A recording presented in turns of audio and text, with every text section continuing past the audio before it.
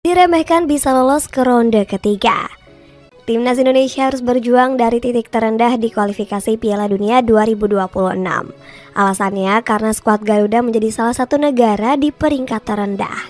Saat itu anak asuh Sintayong masih berada di peringkat 142 ranking FIFA. Alhasil Indonesia terpaksa harus melewati ronde pertama dengan menghadapi Brunei Darussalam. Untungnya pasukan Merah Putih mampu tampil gemilang dengan menang bantai di dua pertemuan. Sayangnya timnas Indonesia tetap masuk pot paling rendah di undian ronde kedua. Skuad Garuda masuk ke dalam pot 4 karena peringkat FIFA yang terlalu rendah. Pasukan Merah Putih akhirnya kembali diremehkan sebagai negara terlemah saat masuk ke grup F. Pasalnya grup ini dihuni oleh negara-negara yang berada di pot lebih tinggi seperti Irak, Vietnam, dan Filipina. Soha selaku media lokal Vietnam malah terlihat senang dengan pembagian grup ini. Kami sempat kesulitan di edisi sebelumnya setelah berhadapan dengan negara berat. Namun saat ini Vietnam hanya akan disulitkan oleh Irak dan Indonesia. Filipina lawan yang mudah, kami lebih diuntungkan, tulis Soha. Prediksi Soha langsung terbukti setelah dua laga pertama berlangsung. Saat itu Vietnam berhasil menduduki posisi runner-up dengan raihan 3 poin. Media asal Malaysia seperti Makan Bola memprediksi timnas Indonesia nggak bakal lolos. Indonesia dan Thailand memiliki peluang kecil. Vietnam dan Malaysia punya peluang yang sangat besar untuk menjadi perwakilan Asia Tenggara di babak ketiga, tulis Makan Bola. Menjaga harga diri ASEAN di kancah Asia. Meski diremehkan, timnas Indonesia justru nggak gentar membuktikan kualitas. Skuad asuhan Sintayong langsung unjuk gigi dalam dua laga melawan Vietnam. Pertandingan melawan Vietnam pun diupayakan tidak akan kebobolan banyak dan mampu mencetak gol. Memang itu yang dipersiapkan, tegas Coach Shin.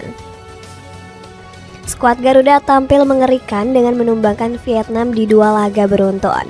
Pasukan Sintayong bahkan membuat habis Vietnam di Stadion Maidin. Semua supporter pasukan Bintang Emas terdiam membisu saat melihat keperkasaan timnas Indonesia. Sintayong bangga kepada anak asuhnya yang bisa mematahkan rekor buruk di Hanoi. Ya, selama 20 tahun tidak pernah menang melawan Vietnam di Hanoi. Kami yakin rekor itu bisa dipecahkan. Kita bekerja keras semaksimal mungkin semuanya dan akhirnya mendapatkan keberuntungan untuk Indonesia, kata Coach Shin. Peluang timnas Indonesia untuk lolos ke ronde ketiga semakin terbuka lebar. Sayangnya momentum positif kontra Vietnam gagal dipertahankan saat kalah menghadapi Irak. Alhasil skuad Garuda diwajibkan menang atas Filipina demi lolos ke ronde ketiga. Beruntung laga penentuan ini berhasil direbut oleh timnas Indonesia dengan kemenangan heroik. Skuad Garuda menumbangkan Filipina dengan skor 2-0 untuk lolos ke ronde ketiga. Kemenangan timnas Indonesia berhasil mencatatkan sejarah yang baru. Skuad Merah Putih sukses menginjakan kaki di babak ketiga untuk pertama kali sepanjang sejarah. Keberhasilan ini membungkam negara-negara ASEAN lainnya yang meremehkan pasukan Garuda. Pasalnya timnas Indonesia menjadi satu-satunya wakil ASEAN di ronde ketiga. Vietnam yang banyak koar-koar sombong ternyata gagal lolos karena dipecundangi skuad Garuda. Sementara Malaysia gagal lolos juga usai kalah saing dengan Kirgistan dan Oman. Padahal skuad Harimau Malaya sempat diprediksi menjadi wakil ASEAN pertama yang lolos. Pasalnya Malaysia sempat meraih hasil gemilang di dua laga awal grup D. Saat itu pasukan Kim Pan-gon sukses memuncaki klasemen dengan raihan 6 poin. Sayangnya prestasi Malaysia justru anjlok karena terlalu sombong sudah hampir lolos. Sementara Thailand harus menelan pil pahit karena tersingkir secara menyakitkan. Sebab pasukan Gajah Putih nggak lolos hanya karena kalah head to head.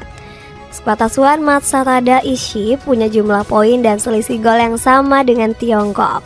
Sayangnya Thailand sempat kalah 1 kali di pertemuan pertama melawan skuad Naga.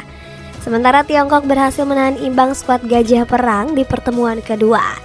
Media asal Vietnam seperti Soha justru menulis pernyataan kontroversial. Soha menyebut pasukan Garuda lolos ke ronde ketiga karena bantuan wasit.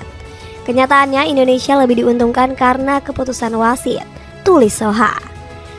Sejarah hebat lolos ronde ketiga nggak dilepaskan dari kontribusi vital Sintayong.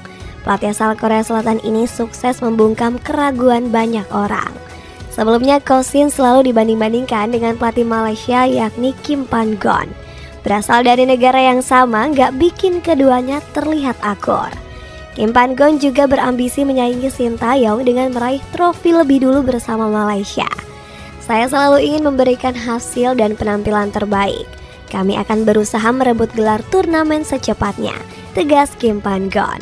Gembar-gembor Kim Pan-gon ini ternyata hanya janji manis yang gak terbukti.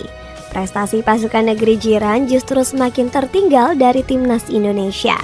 Sports Donga selaku media Korea Selatan membeberkan keunggulan Ko Shin dibandingkan Kim Pan-gon. Indonesia haus akan kemenangan, sementara Malaysia Kim Pan-gon selalu gagal membuat Malaysia tersenyum, tulis media Sports Donga. Selain itu, Ko Shin juga berhasil mematahkan gembar-gembor dari Kim Sang-sik. Pelatih Vietnam ini sebelumnya punya ambisi besar melewati pencapaian dari Sintayong. Kim Sang-sik bahkan yakin skuad Naga Biru mampu menyalip skuad Garuda. Sayangnya ambisi Kim Sang-sik hanya bualan karena buktinya Sintayong lebih berprestasi.